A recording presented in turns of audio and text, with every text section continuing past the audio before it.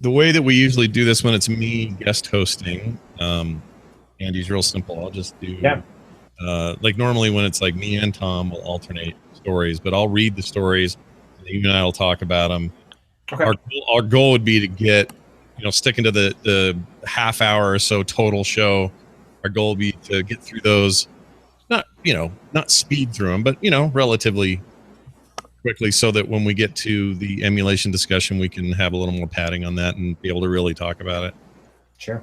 And just don't forget about me, Tom. And then Lynn, which I forgot about last time. Tom always forgets about me. It's my bad because I'm supposed to write you guys in, and last time you didn't write them in. That's right. I'm blaming Roger for last time. Maybe it's fine. Oh, just if you can go over the 2 top stories in red, just so you're familiar with them. Sure. Let's see, that's running. I'll think you can radio. It's the OS program.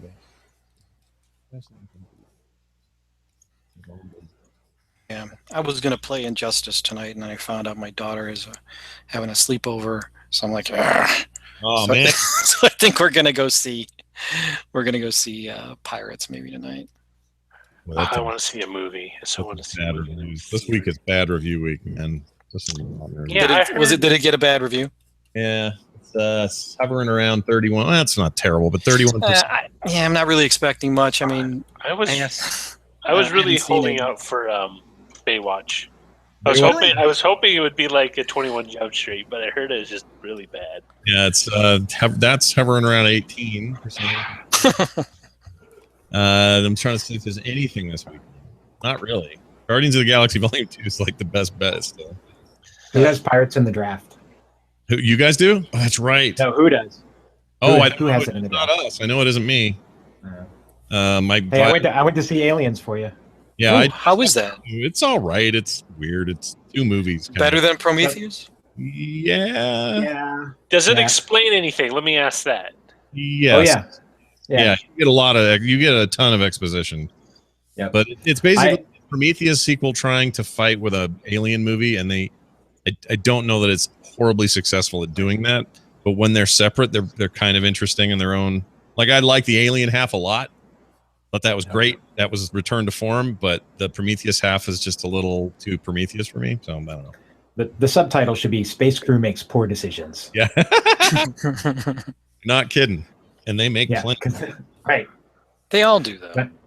By the way, the other part, the thing I meant to tell you, or that I put a pin in to remind myself to tell you, when I went to see it, I was seeing it with friends who were from outside the country who were in visiting for work that week, and he booked the tickets thinking he was getting 3D. What he actually booked was Cinema 4D. Oh no! Have you ever been to a Cinema 4D? Yeah, isn't that like a? It's like the shaking chairs and everything. So, and like that was like the ultimate movie for it. It was literally raining on us in this theater. Every time a alien would burst out of somebody, this burst of water and air would blast out of the seat in front of us at you. What? There were epilepsy lights strobing all over the place. It was one of the worst movie-going experiences I've ever had. Why do they keep insisting on doing that? It's not going to work. Because it's a higher ticket price, and then it was expensive and it was crazy. And the guy that bought the tickets the entire time kept going, "I'm really sorry that I did this. I didn't know what I was doing." Well, it's sort of like, they're trying something. 3D wasn't it, right? I was totally glad. Like, I'm glad I did it. I'm glad I didn't have to be with my wife, who would never let me live it down. My wife would hate that. Oh my gosh, my wife. I just showed her a picture of it on YouTube later, and she was like, "Nope." I wish it was actual 4D where everybody gets sucked into a dimension they can't escape from. that was not this. It was, if anything, it was just super distracting. The water and the air, like the water should be colored, so you walk out of there looking like you ran one of those crazy color runs. Dude, imagine. It was so crazy. That would be nutsoid. I'm not into that stuff. I wasn't into 3D. I'm not into that either. I just want to watch my damn movie. Actually, I saw Guardians in 3D. It's actually the 3D on the Marvel movies, Doctor Strange and Guardians, was really good. Yeah, Strange was great. I was impressed with that. Yeah, it's the same thing with Guardians. I mean, it's like it's worth seeing it for the 3D. Yeah. So it's not just kind of an add-on. So. easier now that my eyes aren't jacked up like they used to be. After my surgeries, it's better because it used to be I couldn't do it without having like a horrible headache.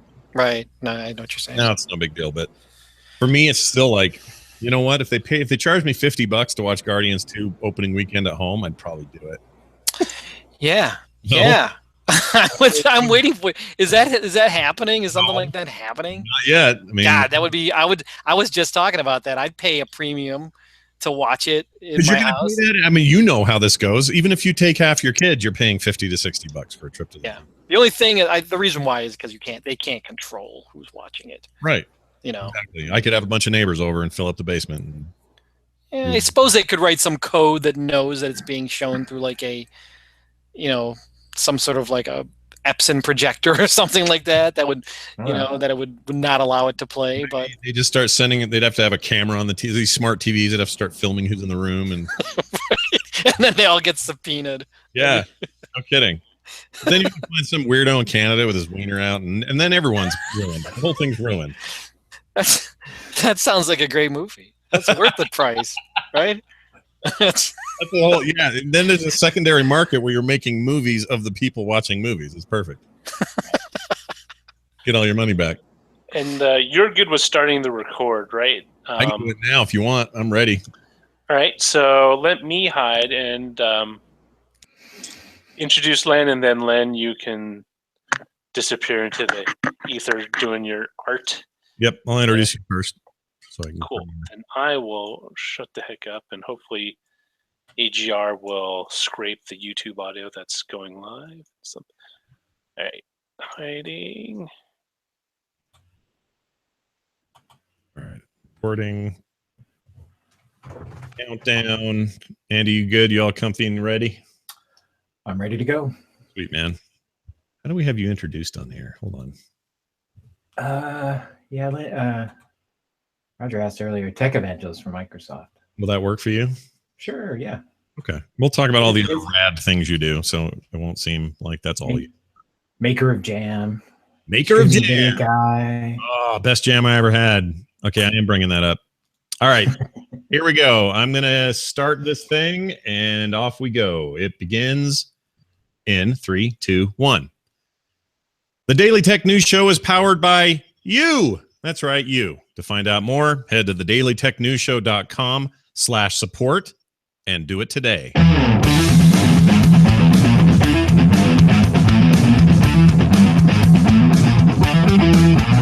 This is the Tech News Show for May 25th, 2017. I'm Scott Johnson, filling in for Tom Merritt, who's out at BayCon in San Francisco, out there in the Bay Area, having fun, traveling. Asked for me to come in here and keep his seat warm, which I'm happy to do. But on Fridays, there are more than one seats to keep warm. That's not a good English sentence. It doesn't matter. I'm moving on from here. Len Peralta, as always, drawing, doing stuff, hanging out. What's going on? Oh, nothing much. Just getting ready for the holiday weekend. It's good. I wasn't here for the past 2 weeks. I've been super, super busy, so it's nice to be here. And it's nice that you're here as well, Scott. A nice surprise. Yeah, old pals, Len and I. It's always good when we get to hang out and do something together. It's usually on here now these days, the way our schedule goes. But always happy to do that. And he'll, of course, be illustrating what we talk about today with our guest. Ladies and gentlemen, welcome to the program. An old friend of mine, also a technological advanced human being as well in his own right. He's the tech evangelist for Microsoft. He is a great jam maker. We'll explain that later. It's Andy Beach, everyone. Welcome to the show. How you doing, Scott Johnson? Oh, I'm good, man. It's always good to talk to you. You and I have a lot of offline conversations, but it's rare that we get to do this. Yep, totally. I was excited to hear you were filling in for Tom. Not that I don't love talking to Tom, but I can always have a little extra Scott time in my life. Oh, well, thanks, man. And later we're going to talk about the emulation world, what's happening in that space. Everybody buying Raspberry Pis and loading them up with Retro Pi and everything else they can think of and playing old video games like they're 10 years old in an arcade again. And we're going to talk about all of the aspects of that, including the technology and software and hardware to get people going if they are looking for a way to get started with emulation. But before all that, how about some news? A couple of quick headlines here. According to multiple sources, Google has launched a new venture capital program focused on artificial intelligence. Aren't we all doing that these days? Axios reports the VC program will be led by engineers, specifically Anna Patterson, a longtime Google VP of engineering who specializes in AI. This seems consistent with all the AI chatter that came from Google I/O just a week ago. Also involved is Ankit Jain, who is returned to Google's engineering department last month. Patterson will help reboot through Google rather than through Alphabet. That probably gets complicated over there at Google these days, who's running what. The group is seeking to make relatively small investments, somewhere between 1 million and 10 million. The program may co-invest with Google Ventures. You think all this? What do you think of all this hubbub about AI these days? Like, it seems like this is the new. I don't know. Maybe it's the new mobile. Maybe it's the new. I feel like it's just an area that everybody wants to explore, and it totally makes sense. Like, of course, Google's going after this. Of course, they want to dive into it. It has applications on so many areas that people are looking at how to automate things, or how to make simple tasks sort of repeatable by computers. That it's kind of a no-brainer that they're going to dive into this space. So not a wild shot. Yep, we're all going to be talking to robots for the rest of our lives, which is fine. I'm ready for it. Bring it, plug me in. In a letter to Republican Representative Bob Goodlate, tech companies asked for a number of reforms to NSA surveillance programs known as Section 702. Sounds very ominous to me, which is up for reauthorization this year. The request for changes include protections for American data and new transparency measures to let customers and consumers know about government surveillance requests. Among the signatures are Airbnb, Amazon, Cisco, Dropbox, Facebook, Google, LinkedIn, Lyft, Microsoft, and Uber. Now, some more stories you might be able to use. Yeah, why not? I'll use the bumper again. It's fine. I only get to do this once in a while. Let's dive in. Google released Data GIF Maker. This might be my favorite story of the day for no good reason, except I like the idea that there's a way to turn data into a GIF.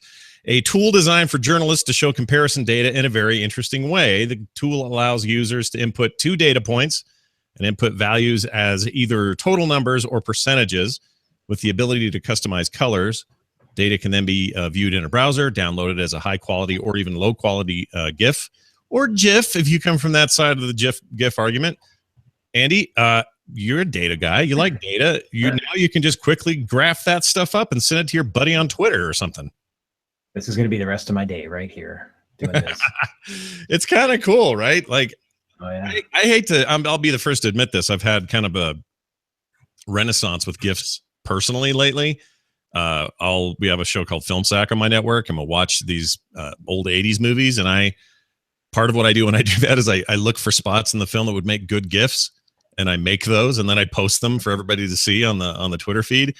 I can't believe I'm using this old CompuServe graphic format from 30 years ago to entertain myself so much today. But now here's a way to do it with actual data that isn't quite as silly as movie scenes. So that's good. I mean, GIFs have become like their own language thanks to messenger apps and other things. Like if I look at my my text message with my wife, almost everything we have are eye-rolling GIFs and other things. So it's its own language now. So of course we have a new tool to make more of them. I kind of prefer it over emotes and emojis, if I'm being honest. Oh yeah, totally. If you want to tell me that you're confused or you're happy or you laughed or whatever, I would much rather see some obscure 70s talk show host doing a face in real time than I would a small yellow face. So this is where I stand on that issue. You can send your emails to Tom and complain all you want. Next up, in a statement to Yahoo Finance, Disney CEO Bob Iger refuted that pirates had obtained a copy of the latest Pirates of the Caribbean film, Dead Men Tell No Tales, or whatever it's called, and claimed the company had not been hacked to his knowledge. So this is not the first time in the last couple of months this has come up. Other films have become suspect for early leaks and releases and people getting a hold of screeners that shouldn't have and so on.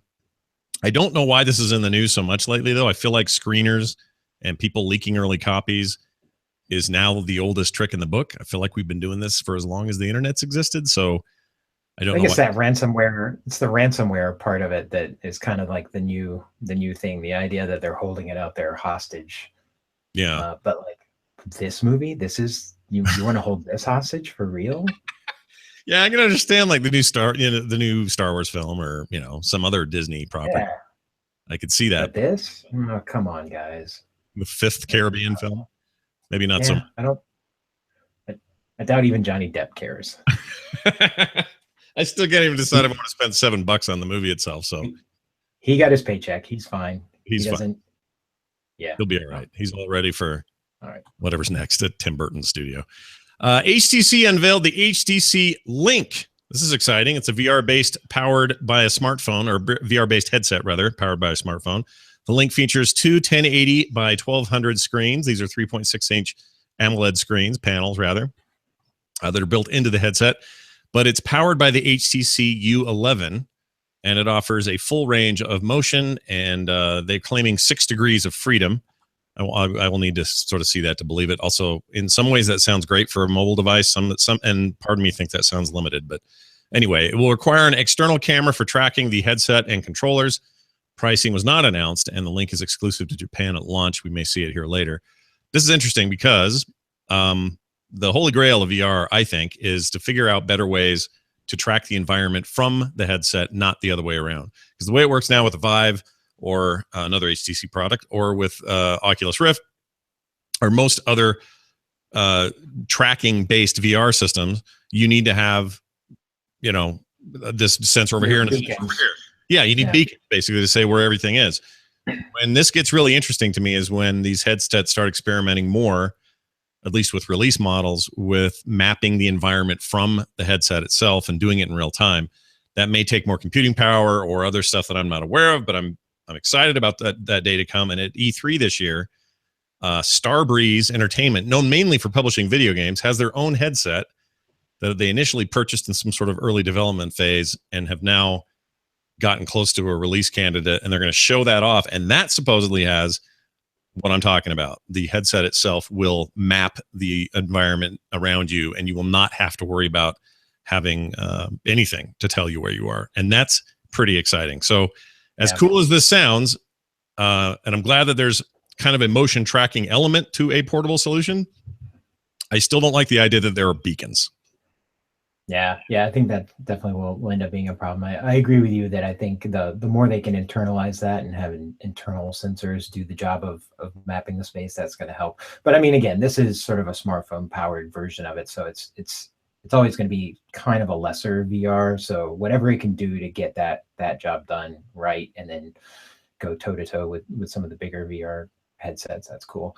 Yeah. I couldn't tell from I can't tell if in the console picture or in the picture of the headset or not, but it kind of looks like you can just flip the whole headset unit up while you're still wearing it, which I always wondered, like, why are VR headsets not more like that? Like, why can't you just like flip up the front piece rather than having to take the whole thing off or lift the whole thing over your head? It's very cumbersome when you're using it. I completely agree. I mean, it's not like you're going to be doing a lot of...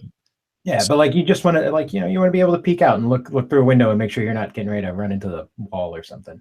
Totally agree. I think that kind of thing is a good idea. So this seems like this front loader option is definitely looking cool.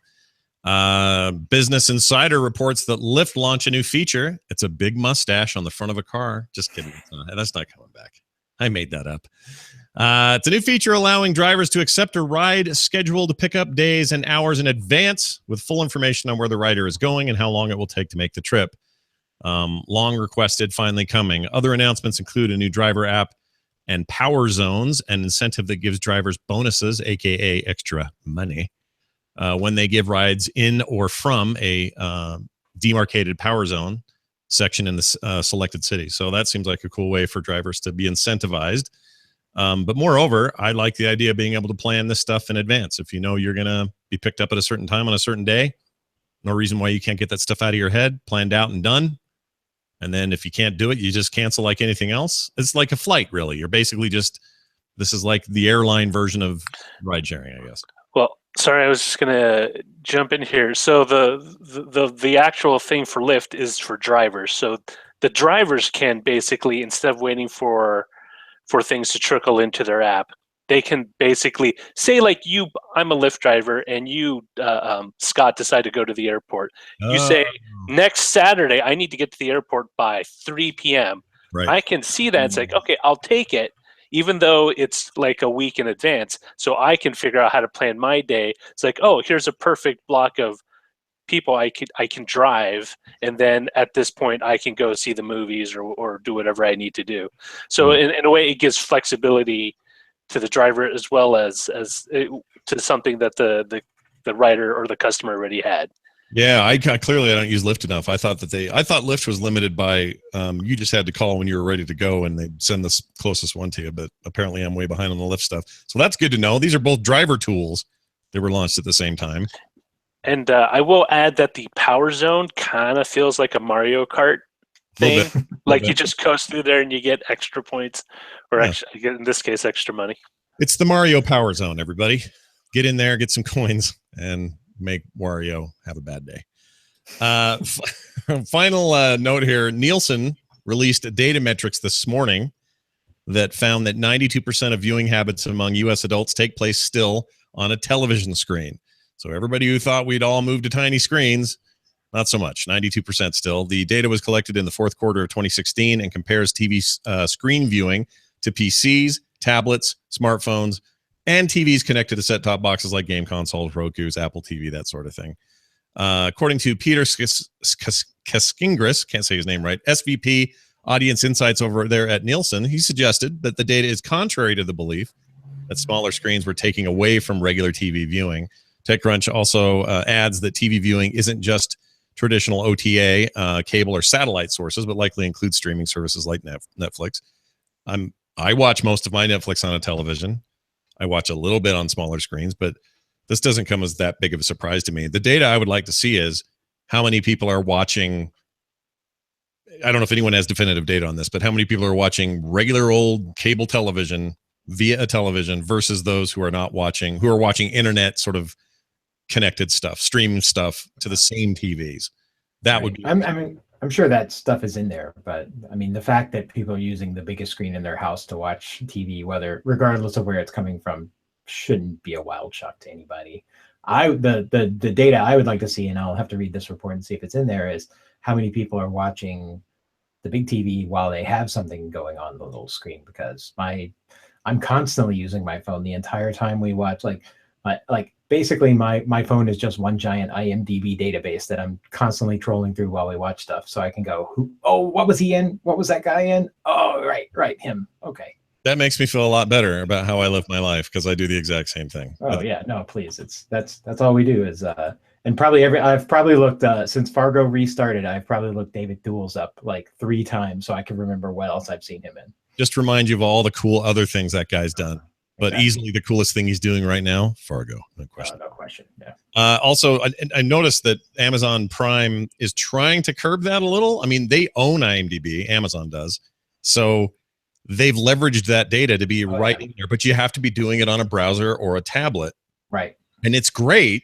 I love it. You pause and you get, here are all the actors currently in this scene, and here's some information about the song that's playing in the background, and I can click on those people and see more about them. And I kind of prefer that because it interrupts. It interrupts it, so I'm not missing anything, but I'm also getting this data I want, and I find that to be a really good experience. But they've not translated that to the TV app that I'm aware of. I don't think it does it on my PlayStation, which is where I haven't seen it on the Xbox, but if they want to put it on there, I'm not going to argue. Oh, I love it. It's the best thing ever. It's my favorite thing about Prime. And there are times where I'm using Netflix. I'm like, I know that guy, and I'll hit pause and go, oh yeah, they don't have that thing. I love the thing where it'll even like show you the songs that are playing, because that's also the one that like the songs that are playing in the background, I'm always trying to figure out what those are. And being able to find those like that makes it easy. Another reason to watch Fargo. Amazing music selections. Good stuff. All right, that's pretty much it for your news. By the way, get all the tech headlines every day you need for about 5 minutes each. You just subscribe to the dailytechheadlines.com feed. You can also get it on the Anchor app. Anchor.fm carries Tom's feed as well. Find all kinds of cool feeds up there. I'm up there as well with the Daily Blip. It's a great platform, great place to get it. And again, 5 minutes a day. Get all those headlines, all you want right there. All right, let's get to our main discussion. Emulation in gaming. Some might say it's piracy. Some might say it's preservation. And others might say, well, there's lots of fair use stuff out there, so what are you arguing about? There's lots of fun to be had, even if you're not trying to just, mess over Namco or whatever. So I want to talk about it a bit. Andy, you come to the table with some expertise in this area and some very recent experience in emulation. So give us a little background about what you just built for yourself. Yeah. So sort of every December, I look for like a project to do over the Christmas time while everybody's home and we're not doing a ton of stuff. If we're not going to be traveling, I try to find some sort of little project to keep me busy. So This year, I decided I had a Raspberry Pi that I bought and wasn't using for something. So I decided to put together a RetroPie and install it into this old TV cabinet that I've had sitting around, like an old 1940s TV that I had gutted and was trying to figure out what I was going to do with. And instead of turning it into a bar, I turned it into a video game. Oh, that's awesome, dude. I'm totally jealous of that. So I've got this conundrum I've had for the last couple of months, just to give some quick background on where I'm at with this. I have my dad growing up had arcades. We had arcade machines in the house all the time. And I have 2 old cabinets that didn't get lost in storage or wherever else happened to all that stuff back in the 80s. But I've got a cabinet for Pac-Man. It's a sit-down model Pac-Man, like Cocktail. It's not gutted yet. It doesn't work. I mean, it turns on, but nothing happens because, you know, it's ancient. And also a cabinet he built himself with his own custom buttons, really crappy wood, but it's this awesome cabinet. Still has a big fat CRT in it and everything else that you want in an arcade machine. And I haven't gutted that either. And I was torn. Do I take one of these, empty it, figure out a way to adapt it to a modern emulation machine? Or do I have my brother-in-law who's like this wizard with woodworking and stuff? Do I have him build me one? We ended up having him do that. And I think what I'm going to do, because this stuff's so inexpensive, I'm going to have multiple options. I'm going to have this stand-up custom one with my own art on it. It's going to be a stand-up, like standard arcade-looking machine. It's going to be classic as all get out. And then I'll take these other 2, tear them apart, maybe do something special with those. The point being, I can now get hardware the size of this. You can see me holding up here. It's not even the size of like an old Genesis cartridge, roughly, that can hold hundreds, thousands, maybe more games on it if I want to. Tell people what a Raspberry Pi is and why is the Raspberry Pi these days anyway seems like the de facto standard for emulation. Yeah, so I mean, a Raspberry Pi is, we had talked about it in the pre-show, it's really just a computer on a chip. It's this whole notion of everything that we have for computing power on a board with all of the inputs and outputs. So rather than having to go build one yourself, which is, if we were in 1980s and we had a Radio Shack nearby, we could go put one of these things together and very similarly, but now you can just go basically get a thing that's the size of like your wallet. That's got Ethernet, Wi-Fi, USB inputs, and then for storage, it's got a space for an SD card. And so as big of the SD card you can afford to put in there, that's basically what you're building. And all your I/O outputs are, like you mentioned, are there. You've got HDMI, like you said, multiple USB ports. I've got 4 on this one, so you can have 4-player sort of stuff. They're very cheap, retro-looking NES-style controllers available, Super NES-style controllers that you can buy from various sources. You can build your own inputs. We'll talk about that in a second. But if you, what was I going to ask you? Let's say that what you just described is great, and it is. Look, it's a computer on a chip, guys. Small, easy, inexpensive. I think this was $60 or something. Really not that big a deal. And Raspberry Pis are used for lots of different things, like we talked about in pre-show. But you say that to some people, they're like, well, I don't know what to do with a computer on a chip. I don't know what to do with that thing when I get home. Do I just plug it in? Like, that's what they want. Right. And it turns out now it's getting easier to do that. So where should people go to like get the right software to make sure that they've got easy to understand instructions and launchers? Or is this all some kind of hazy sub-internet weird place that it's going to be too dark to know what you're doing? No, there's tons of resources. I mean, if you want to stick in the, in the game emulation world, there's a lot of info around setting up RetroPie, which is really the kind of the go-to site and OS for running all the video games. And it's super easy to walk through. Like even I had really, like, I'm a techie guy, and I'd kind of put it off because I was like, I don't want to have to sit down and figure this out. It took, from the morning that I started it, I had RetroPie up and running and was playing a video game in like an hour and a half, maybe 2 hours. Wow. To get the first setup going. And then it was really just down to like getting everything set up, and like I put a whole day aside for that, and I ended up just spending that whole day playing video games that I kept finding and that I hadn't played in probably 30 years. Yeah. And did you find the process of getting controls configured and working with certain games, like, for example, if you want to play Missile Command, you can probably rig a way for a joystick to handle that, but really that needs a trackball. If you want to play, I don't know, Crazy Climber, you kind of need 2 sticks. Like Yeah, there's all these different kind of configurations. How hard is that?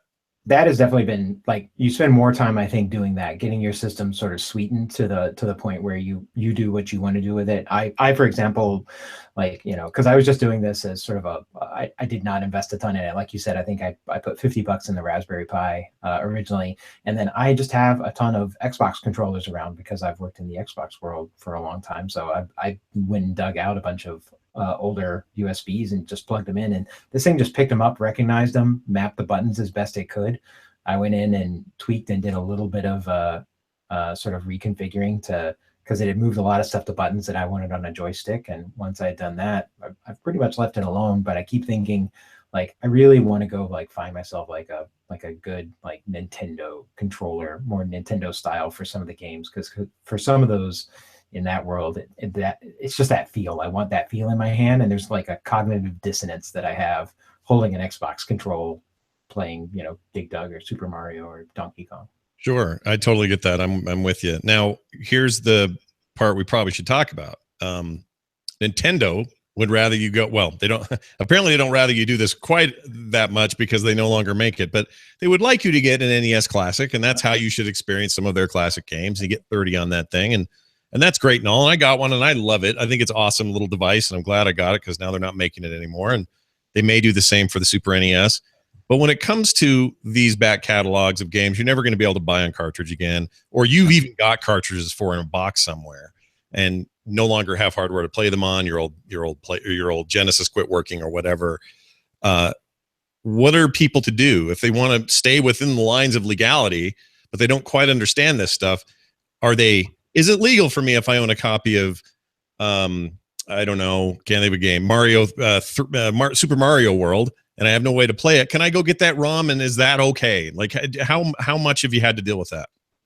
Yeah, it doesn't. I mean, that for sure is the line that you're dealing with here. Is there are definitely companies that take a stronger viewpoint on it. There's a public domain ROM website out there that I found that you can get a lot of things from, and that seems like a useful place. Or if you want to just absolutely stay in the lines, that's going to give you lots of things. And a lot of their things are they're either public domain or they're versions of things that look very similar to games that from the past. Sure. They make it.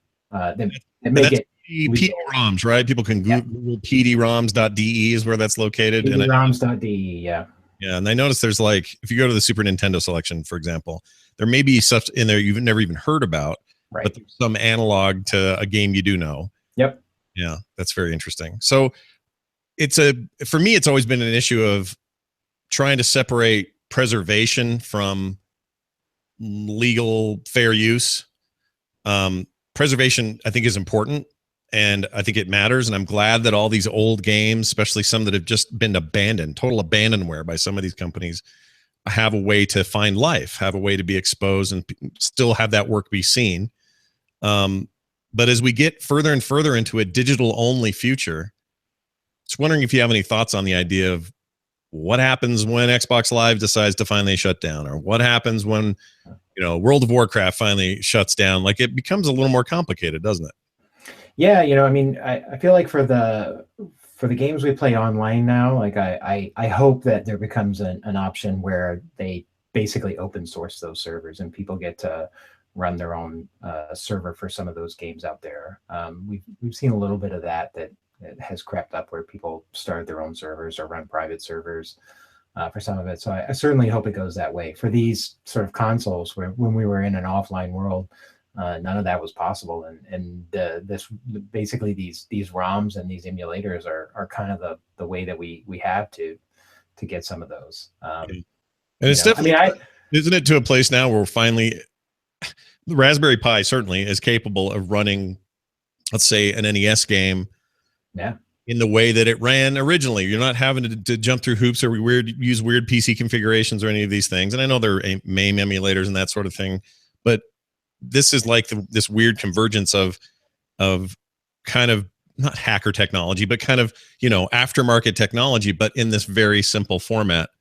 Do you think that's just going to get more so that direction? Or are we going to, is this as good as it's ever going to get for retro game emulation. Oh no, I'm willing to bet it'll just continue to. I feel like we're at the beginning of that. This is probably the whole hobbyist area now for this kind of stuff. Like all of these console games are a starting point. What I would actually love to see is somebody take advantage of this as a platform and go on Kickstarter and do a retro style, a new game, like an indie game that was a retro style, and put it out as a ROM, and let me go buy it and kickstart it and play it that way for somebody that doesn't want to necessarily go the route of trying to publish through the new routes. Yeah, I completely agree. I was just going to talk about that. If I want to make an indie game today and it's got kind of a cool retro look to it or whatever, and I'm making an homage to something older, like Shovel Knight's a great example of this. This is a great game. It looks like an NES game. It plays like one.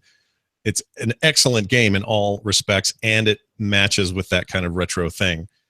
That seems like the perfect place for something like this. It could be played on any of these devices, be played well there, but what are the incentives for that developer to go that route instead of through Steam or instead of through Xbox Live Arcade or whatever other modern method there is where the quote unquote audience is? Do you think that's kind of an uphill battle for them to try to, I don't know, try to go indie on both hardware and software?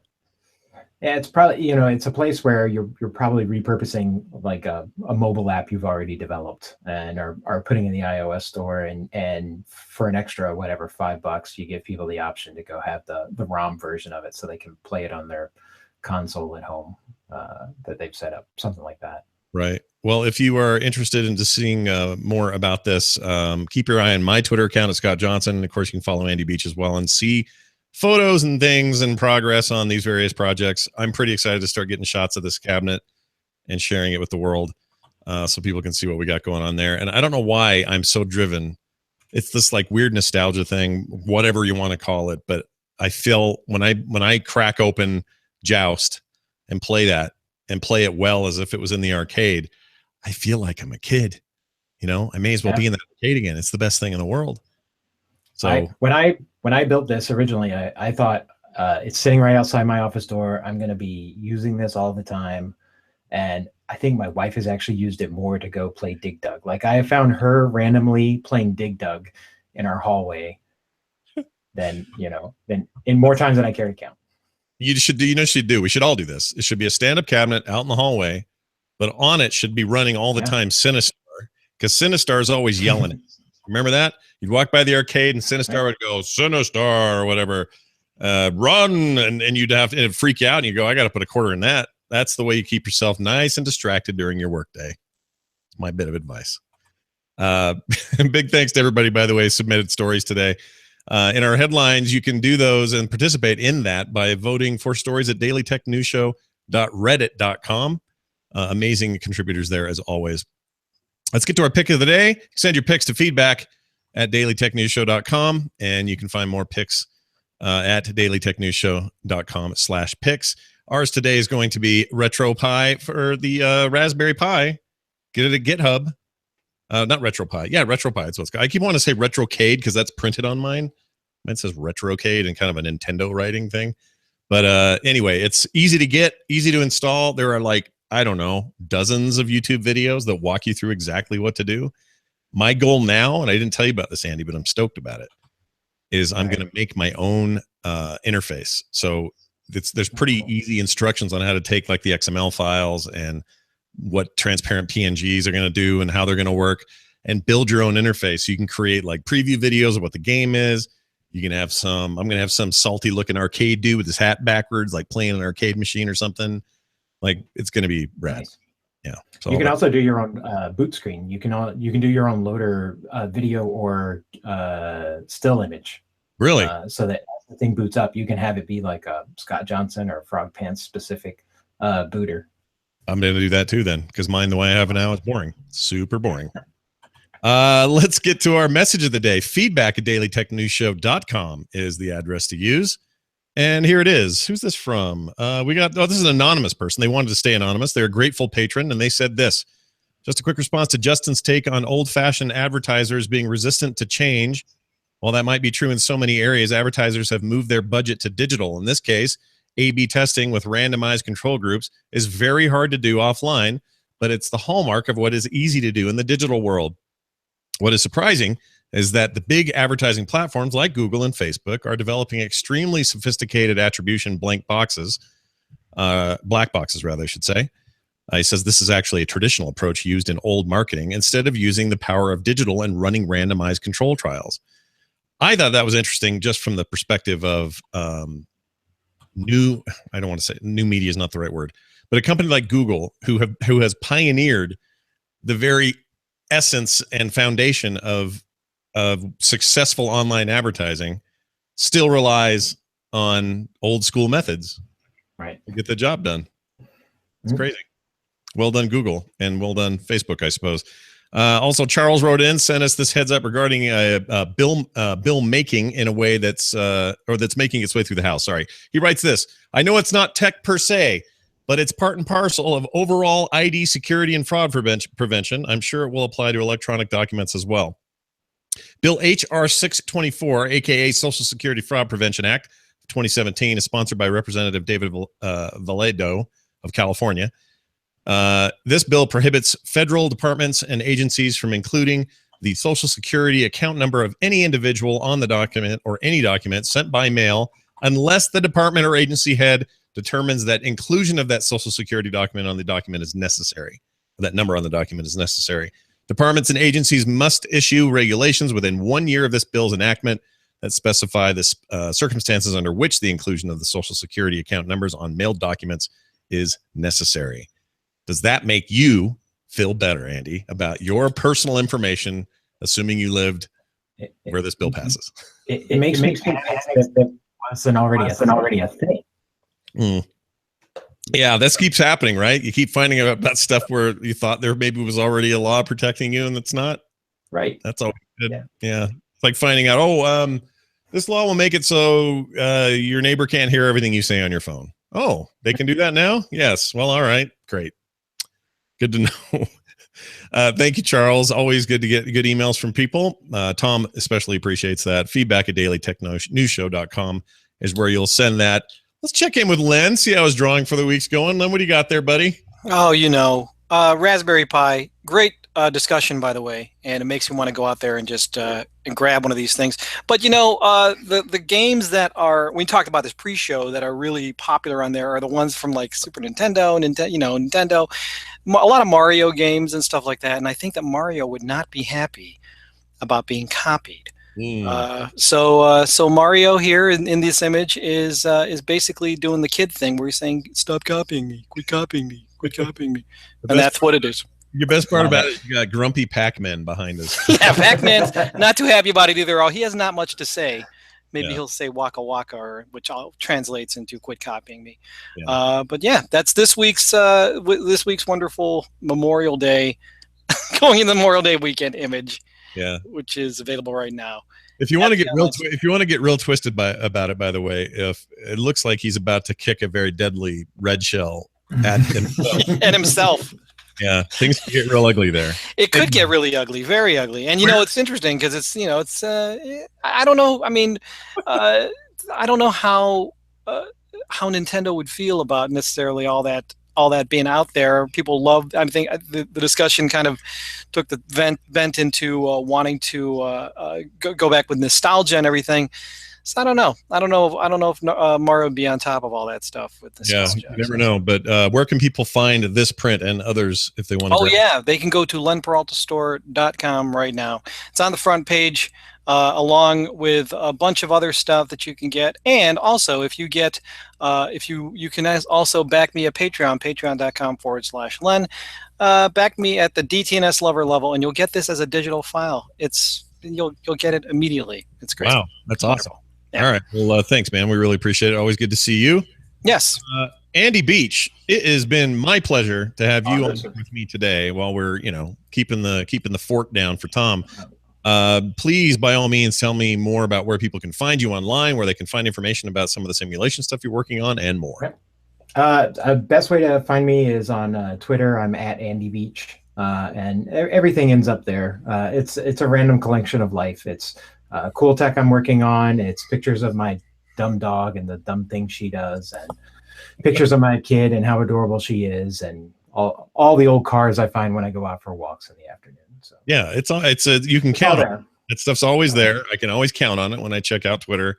It's always a joy, and it's my pleasure to have you on, man. Thanks again for being here. No, it was a lot of fun. Thanks, Scott. I want to thank you people out there. That's the patrons who helped Tom out. Honestly, the show probably doesn't exist without that, and I definitely don't exist on the show without it. So please continue to support the show and buy a mug or tell a friend. Sometimes supporting the show is just telling somebody you like about it. Maybe they'll pick it up and check it out. One way or the other, do that. And do you ever wonder about what we talk about before the show starts? We were talking about pre-show conversation. We had a bunch of that today. And sometimes it's in the news, sometimes it's not. And some of that super secret stuff is available for patrons at the exclusive RSS feed. Then get it to whatever their favorite podcasting app is and listen to that in addition to the great daily public content Tom publishes every day. So check that out at patreon.com/DTNS.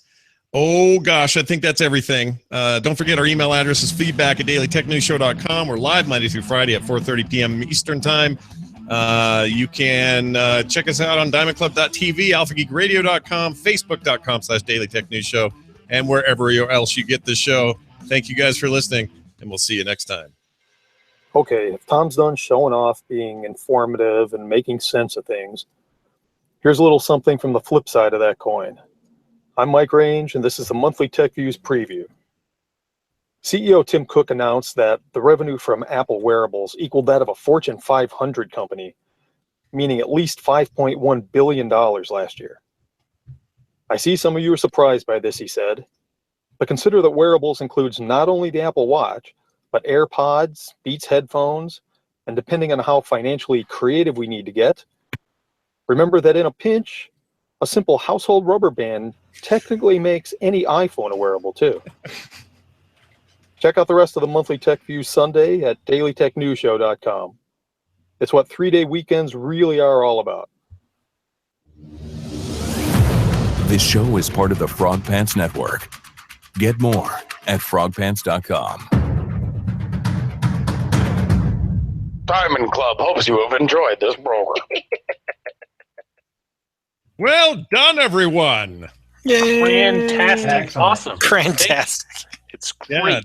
Yeah, the only thing I regret is I was just confused on that Lyft thing. I even read the Lyft article, and I don't know why it didn't occur. Yeah, I might have written it kind of odd. Well, I even read the link, and I still didn't get it. And I went to the page, went through it, and it still wasn't dawning on me that this was. I always think of everything from a consumer's point of view, so that's probably me and my own bias. That's what that was. I think part of it is just to make it more attractive for people to sign up as Lyft drivers rather than Uber drivers. Yeah. Because oh no, now I can plan a week. Like, hey, some guy needs to get to the airport, or he needs to go to the a doctor's appointment or something. All that stuff is stuff people typically plan well in advance. Yeah, that's actually kind of cool. What would be kind of neat is if they can do something where they have a plugin for Google Calendars and you just plug it in and it automatically I need to go to a hospital appointment, and then you just put Lyft and then it arranges it for you. Yeah, I like that. The thing I want to be able to do, which I don't think you can still do with Lyft yet, but I want to be able to order a car for my mother-in-law, have it go pick her up at her house and take her to the airport so that I don't have to get up at 4 o'clock in the morning and do it. Yeah, no, that would be great. I mean, it would be. See, this is the thing. As soon as automated driving becomes a normal, regular, unscary thing for most people, you'd be able to do that, right? It's all right, well, I don't even care if a human does it. I just don't want that human to be me. That's right. I'm with you on that. Totally, dude. You pay can you imagine you pay maybe $200 a month, and it's a subscription fee, and it instead of renting a car, you just rent a ride, right? Yeah. So it's like a car share. Yeah. It's I bought a new couch or a sofa lounger at IKEA. Pick me up, whatever Lyft pickup truck or something. I can throw it in the back and then take me home. Yeah, I'm into that. I think that's pretty good. I especially like the mother-in-law angle, because when you got people coming in town, you don't want to dink with it. Because I'm kind of sick of driving. Yeah. I'll be honest. I'm a middle-aged guy, and I have a car, but I really just hate driving now. It's just I'm over it. Wait till your daughter gets older and you become what I call Duber on weekends. Being Duber sucks. Yeah, because Duber, you got to drive your kids and all their friends everywhere. So. Yes, you're in the car for hours on a Saturday. Yeah, bad. And when you've got, I don't know, I've got 3 kids. Glenn's got more than me, but it doesn't matter. Anything more than one is good enough to have 8 of their friends trying to go somewhere. So do any of your kids like really want to drive, or are they just like, eh? Oh, so that's a good question. And we should actually, next time there's like a car related show, like, cause that happens, right? Yeah. Or it'll be about something to do with automated cars or whatever. We should bring this very issue up. And I have to believe the data would support that my kids aren't alone, but neither of my middle and youngest kids have really any interest in driving. And they're not, it's not they don't like it or they're afraid of it. They just don't understand what the big deal is. And the reason they don't is because we have a transit system that works really great all across the valley. Yeah. We have lots of other ways for people to get around. And with all the Uber and Lyft and everything else, plus the prospect of driverless cars one day and automated car services, they're like, well, why would I want to spend $5,000 on a beater or 20 grand on a new car, whatever? Why would I want to do any of that in the future? And I think they're maybe onto something. Like they may be the first generation where they're just not going to. I would have been skeptical of those claims if not for the fact that back at Revision 3, a bunch of our interns, but also younger PAs were of the same mindset. It's like I don't have my driver's license yet. Yeah, like, you don't. You're almost 20. You don't have a driver's license. Like no. Oh, it's no longer that thing where I gotta have a car, I need to cruise state or whatever. These don't seem to need it now or something. When I was a kid, I mean, Len, you can probably commiserate, we're about the same age, was like, shite, I got to get me a car. right fast as I can't have my license fast. You had to be driving by the time you were 16 or you were a loser. Yeah, you sucked. You had no girlfriends and no life if you don't have a car. And now I remember I had this I remember that discussion so clearly in high school. Everyone was like, I'm turning 16 next month. I'm going to get my driver's license. Like, why? It's like, because I can drive. It's like, all right. When I lived in New York, you could always tell the people who grew up in New York because they'd be 30 and they didn't have a driver's license. Because it was like, where am I going to drive? Why do I need this? Like, I just have ID. That's all. My middle daughter got a state ID, and that's good enough for her because it gets the legal stuff she needs. And see, my 18-year-old son, he's flying for the first time in next month, and he wanted to drive anyway, so we got his temps. But yeah, state ID. Let's just go that route. Yeah, I mean, if you're telling me I could pay, let's say I pay $150 a month for some basic car service. I don't know what the price would be, but let's just say that's what it is. Let's say it's $200. Fine. Let's say it's $200. That's still less than a car payment for the most cars. Yeah. And if it came and just picked me up and it's a freaking robot, all the better. I prefer, I'm really looking forward to non-person driving Lyft pickups because I want robots to do it. I trust them more. I don't want to hear about their cat.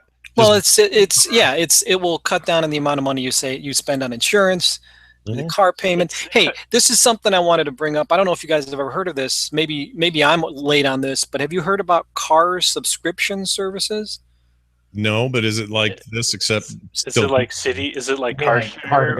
It's not a lease. Well, no, Zipcar is like a car share where you essentially, I mean, they have it in San Francisco. I don't know if they have it out in LA, but you basically sign up and you pay a certain amount per month. Yeah. And then you go to wherever the car's parked, and they're across the city, and they have their designated parking spot that no other car can park except from that. No, service. I know that because that's in Seattle. No, this sounds to me, and I might be getting this completely wrong, but it's not a lease. You're paying a subscription fee per month for a car. So you have the car, you don't own it, you don't have to do anything to it. And then you can just keep switching them out. Maybe that's what it is. But it sounded to me like it was replacing the idea of a lease on a car. It was a subscription service to a car. We have a thing here sorry, go ahead, Roger. Oh, just real quick, titles. Emulating is easy as pie. Is that an arcade in your pocket? Emulation Nation. Classic is all get out. Intrude alert. generation emulation. The game on the plane is mainly on the MAME. That's kind of neat. I do like emulation. Let me just say something real quick. This is the best lineup of titles I've ever been It's exposed very to. strong. Yeah, it's good. Yeah, I think. I mean, the one that's winning is pretty good. I think is that an arcade in your pocket is awesome, but I don't know if that one wins. I really like a game on the plane is mainly. Yeah, that's good. That's good. Mainly on the MAME. Sorry, That's Rob. great. That's a good one. That So, makes these are great. come on, startup Slack. So we're going with. Let me see. What did you want? The game on the plane is mainly on the MAME. That's funny. It's pretty Yeah. funny. I Very think creative. Very creative. Apologies to BioCal for 2 very strong submissions, but Yeah. it's pretty good. Well done, BioCal. And All someone's strength submission is damn it, BioCal, meaning I always wins. That's great. Life is a beach. I'm giving a vote just because I want to. We're throwing Andy a little All right. Thanks to the live audience for tuning in and supporting the show. I want to thank Andy as well as Scott for filling in while Tom is out, and Len, as always, for generating awesome art. I'm going to kill the audio first because it's scraping the YouTube video. That's off. All right. And now I stop the live broadcast.